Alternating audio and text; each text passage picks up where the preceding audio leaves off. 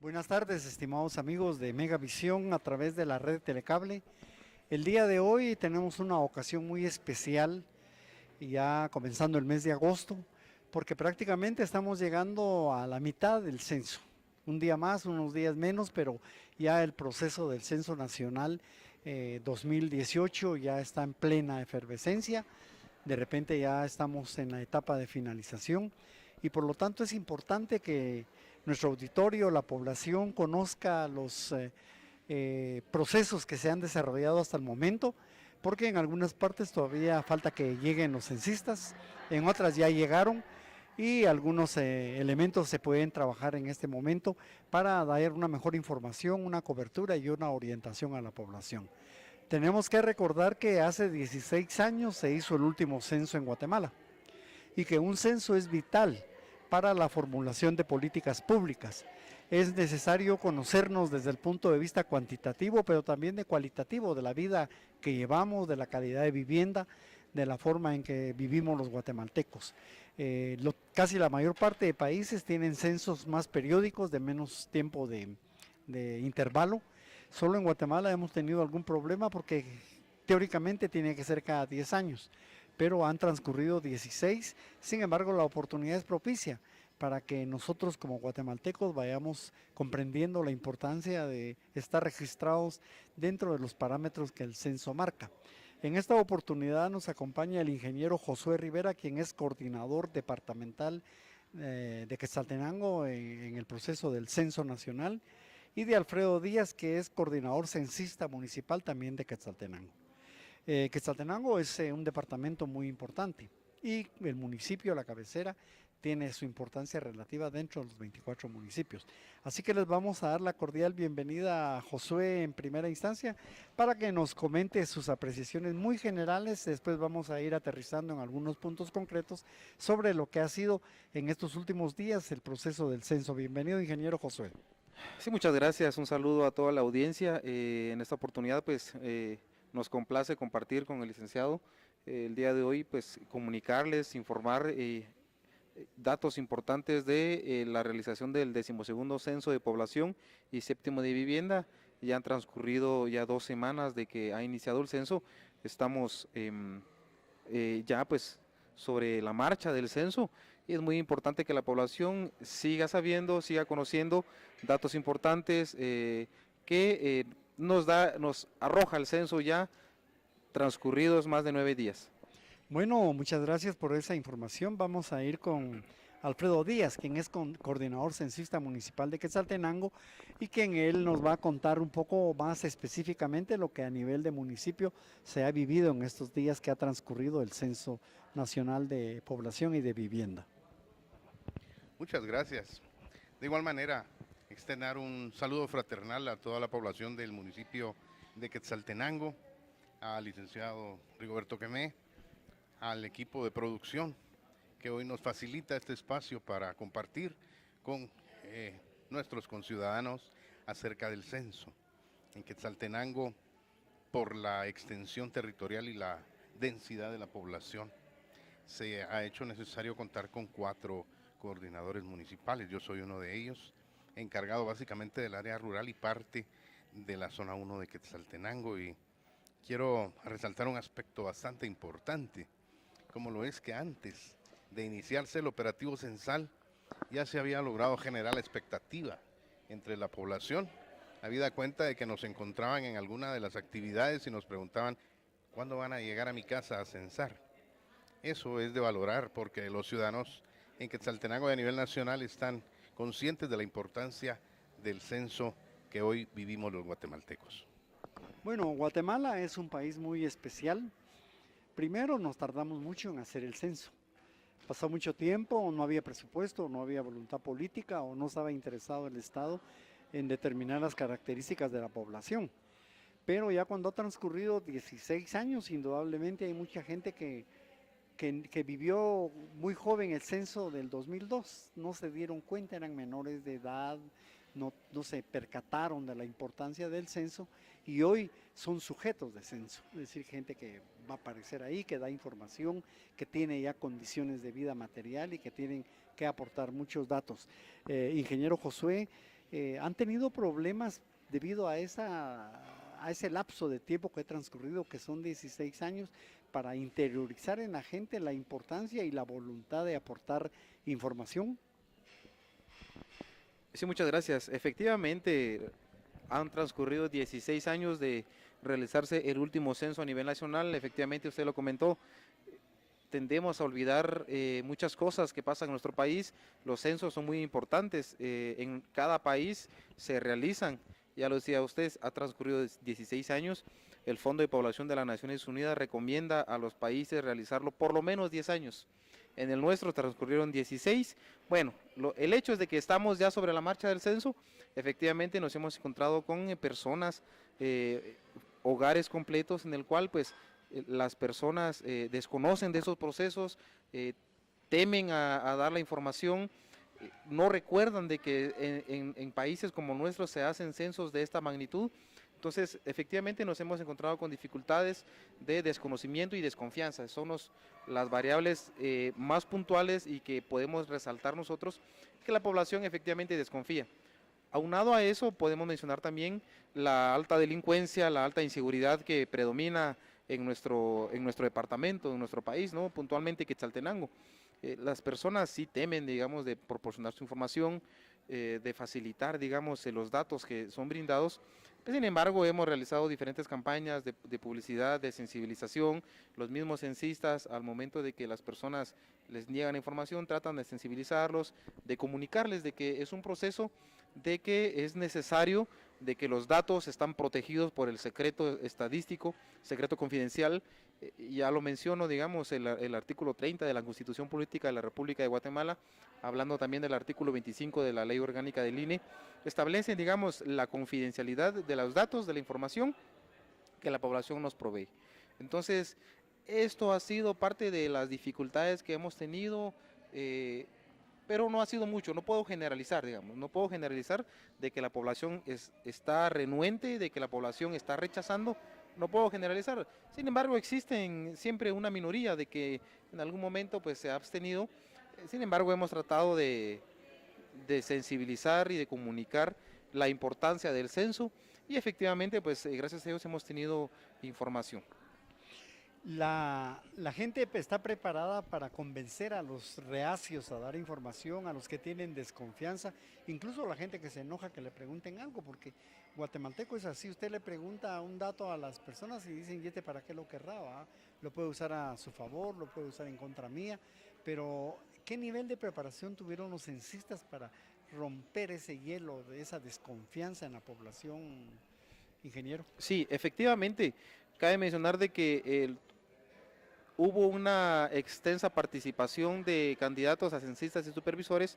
Posteriormente a ello, pues fueron entrevistados y dentro de la jornada de capacitación que duró una semana extensa de capacitación, se les trasladó información importante en relación al llenado de la boleta censal, en relación también a la manipulación de del material cartográfico que el censista lleva en campo, lleva en su haber, digamos, durante las entrevistas.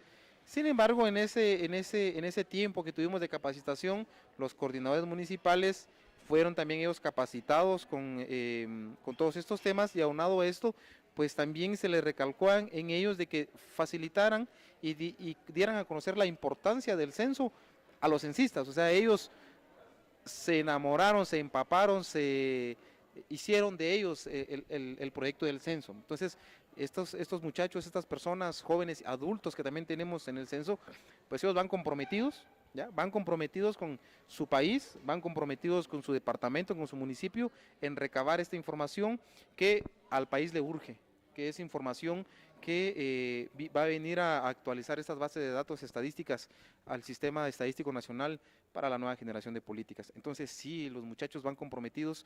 Para mencionarle un poco, digamos, si le rechazan al censista, el supervisor llega, trata de hablar con la persona en el hogar, si a este lo rechazan, ya va al coordinador municipal, ya más ameno, no el mismo día, dejamos pasar algunos días para que la persona pues le baje el enojo, le baje, tal vez amaneció con un pie izquierdo ese día, enojado con alguien, ¿no? Pero esa es la consigna, de que podamos nosotros obtener la información, sensibilizar a la población y de esa manera pues obtener, digamos, los resultados. Alfredo, usted como coordinador municipal nos contaba que está viniendo de las comunidades del área rural en el trabajo que usted desarrolla. En el área rural es muy especial el asunto porque a la gente del área rural llegan estudiantes, llegan instituciones, llegan investigadores a preguntar de todo. Si algo está estudiado en Guatemala son las áreas rurales. ¿Qué percepción tiene la gente con el censo en el área rural? ¿Usted considera que es más perceptivo el habitante del área rural que ha estado acostumbrado a que le lleguen a indagar su forma de vida, sus condiciones socioeconómicas, o por eso está más reacio a dar información? Resulta fundamental acá, y merece la pena reconocer el acompañamiento derivado de la apertura que han tenido los líderes comunitarios con los que nos hemos reunido. Ellos nos han brindado acompañamiento con los censistas y supervisores en las áreas que se han trabajado ya. De esa cuenta es que la gente que antes estaba, como usted lo dice, reacia a dar la información, debido a múltiples factores, por ejemplo, la desinformación. De repente les decían, es que si vienen a preguntar datos es para cobrar impuestos o para subirle algún servicio. Totalmente falso, nada más alejado de la verdad. Entonces, esa campaña de sensibilización, la comunicación constante y el apoyo de las autoridades locales ha resultado fundamental para que el operativo censal marche de buena manera. Podría decir que con mejores expectativas de las que se tenían. Entonces, algún rechazo por allí, por eso nuestras gentes de las comunidades no tienen en la mayoría de casos acceso a medios de comunicación o a redes sociales. Eso influye, pero esa campaña de sensibilización ha servido mucho y no dejo de reconocer, porque merece la pena hacerlo, el acompañamiento, la apertura de las autoridades comunitarias para facilitar nuestras labores durante el operativo censal. ¿Podría decirse que es más fácil en la comunidad que en la ciudad? Porque en la ciudad, con el alto nivel de violencia, como decía el ingeniero Josué, la gente ahora le da pena abrir la puerta. La gente no quiere demostrar si tiene un televisor, si tiene un carro. Ya hay un temor muy grande, lo hemos detectado nosotros en la sociedad, de que la gente desconfía hasta del mismo vecino. Porque en algunos barrios la gente decía, nosotros no sabíamos que a la par teníamos a unos narcotraficantes viviendo, o enfrente habían unos mareros que estaban extorsionando. Es decir, que la ciudad se ha convertido como que en un nicho del desorden, de la delincuencia y de la inseguridad. ¿Será más fácil ahora el censo en el área rural que en la ciudad, o es lo mismo? Podemos hablar de un mínimo porcentaje de rechazos en el área rural que han sido recuperados. Al compararlo con la ciudad, creo que la problemática es distinta. Allá, la problemática que se vive en las comunidades es muy distinta. Tal vez no se genera por la violencia, hay desconfianza en otro sentido. Por ejemplo, que les vayan a subir a los servicios o que vayan a seguir. Ellos hablan, y con toda razón, de la defensa del territorio y de los recursos. Entonces, eso es un temor, ¿verdad? Que se pudiera en algún momento llegar a violar su libre y soberano derecho sobre el territorio y los derechos que ellos tienen. Así que, como le digo, la problemática es distinta, y allá puedo decirle con absoluta certeza de que es un mínimo porcentaje de rechazos que, gracias a Dios, al apropiamiento que tienen nuestros censistas del operativo censal y al acompañamiento que le han dado a sus supervisores y en última instancia al coordinador municipal, pues hemos logrado recuperar esas casas en donde habíamos encontrado rechazo.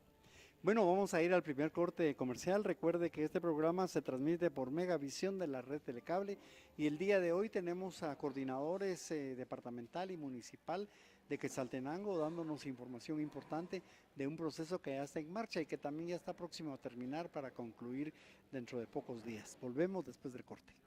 Bueno, estamos ya llegando a la finalización de este interesante programa.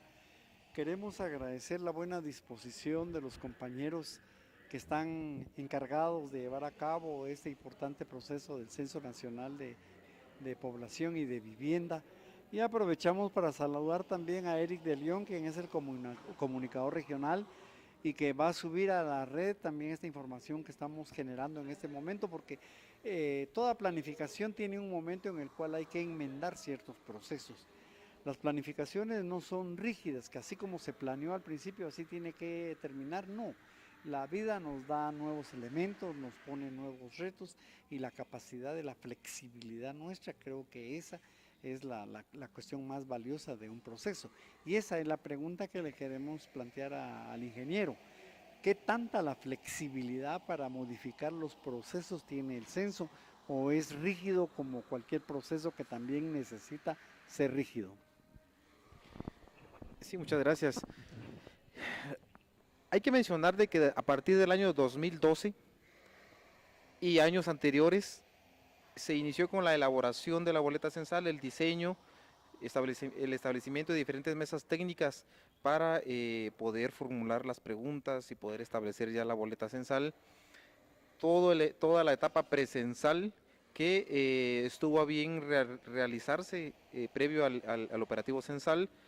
A partir del año 2005-2012 se ha hecho, se montó, digamos, toda la estrategia, las coordinaciones con las diferentes instituciones gubernamentales y no gubernamentales para el operativo censal. Digo esto porque han transcurrido ya varios años atrás, transcurrieron varios años en el cual pues se establecieron la dinámica de la coordinación. Y es por ello de que nosotros como coordinadores departamentales y municipales venimos cumpliendo, digamos, con lo establecido según nos lo rezó la coordinación nacional. Ya se establecieron formatos, se establecieron, digamos, cronogramas de tiempos, en el cual, pues, de esa cuenta nosotros hemos venido cumpliendo, hemos desarrollado toda la etapa presencial y a la fecha, pues, seguimos con el cumplimiento de lo que nos establece, digamos, los manuales, porque fuimos objeto, digamos, de recepción de manuales, tanto del coordinador departamental, el coordinador municipal. Hay funciones, en estos manuales tenemos nosotros el qué hacer y el qué no hacer, cómo hacerlo y de qué manera pues desarrollarlo. Entonces de esa cuenta nosotros hemos cumplido, digamos, con los protocolos ya definidos, establecidos, para garantizar la calidad, digamos, de que la información y de que todos los procesos se hayan cumplido y se estén cumpliendo a cabalidad. ¿No hay necesidad de algún cambio de estrategia por algunos hechos que no se pudieron haber previsto? Pues yo pienso que digamos, estas decisiones o estas direcciones, pues en algún momento, usted y yo lo sabemos, ¿no? Hay imprevistos, hay situaciones que se salen del control, pero estas decisiones serán tomadas pues a nivel de la organización nacional. De esa cuenta nos trasladarán a nosotros instrucciones para poder asumir estas, ¿cómo decirles? Estas situaciones no previstas. La boleta ya es inamovible, definitivamente, esa no se puede cambiar. Y la forma de preguntar se puede cambiar como para, de repente la forma de preguntar no es la correcta y tenemos que cambiar la estrategia. Efectivamente, la boleta censal ya quedó validada, hubieron procesos de validación de la boleta censal. El censo piloto de noviembre del reciente año pasado se puso a prueba ya como última instancia la boleta censal para poder tener ya el insumo, el instrumento de recolección de datos. Y la pregunta, el censista tiene la consigna de hacer la pregunta tal como viene en la boleta censal. Sin embargo, sabemos de que no podemos hacer la misma pregunta en un entorno, digamos, de la ciudad como en un entorno más rural, que no se puede quizá comprender el espíritu de la pregunta. Entonces el censista replantea, digamos, más no tergiversa, solo le da digamos, en otras palabras, por decirle, ¿no? Sin embargo, no se tergiversa la pregunta y se obtiene de esa manera la respuesta. Cabe mencionar también de que en áreas rurales, en municipios altamente y que predomina los pueblos mayas, tanto MAM como Quiché en nuestro entorno departamental, las preguntas el censista las realiza en ese idioma, tanto MAM como Quiché. Entonces, de esa cuenta el censista tiene esa facilidad de hacer la pregunta en el idioma. Pero no todos hablan el idioma. Tuvimos nosotros el cuidado de que la mayoría, en el mejor de los casos, la mayoría de censistas hayan sido del municipio. Bueno, de hecho, esa fue la consigna, que el censista sea del municipio, de la comunidad y específicamente del caserío y de la aldea, de ese lugar. Entonces, de esa cuenta nosotros mandamos a los censistas ya a recopilar la información y a levantarla en el idioma. Bueno, Alfredo, lo que han dicho ustedes es muy importante. Las preguntas son datos confidenciales, hay un secreto ahí que tiene que guardarse, no se le puede dar mal uso a la información. Y eso ya es algo también a nivel de leyes internacionales. Las empresas no pueden estar mercadeando la información que obtienen de sus usuarios. Y el censo, por ser del Estado, por ser un ambiente público, no se puede cambiar tampoco. Pero hay preguntas difíciles que la gente desconfía. ¿Cuáles podrían ser esas preguntas a las que tenemos que decirle a la población que no desconfíe porque no les busca un daño a ellos como personas, como familias o como negocios? ¿Cuáles serían las preguntas claves que de repente tienen algún nivel de complejidad cuando se formula? Bueno, yo quisiera responderle antes que no preguntamos.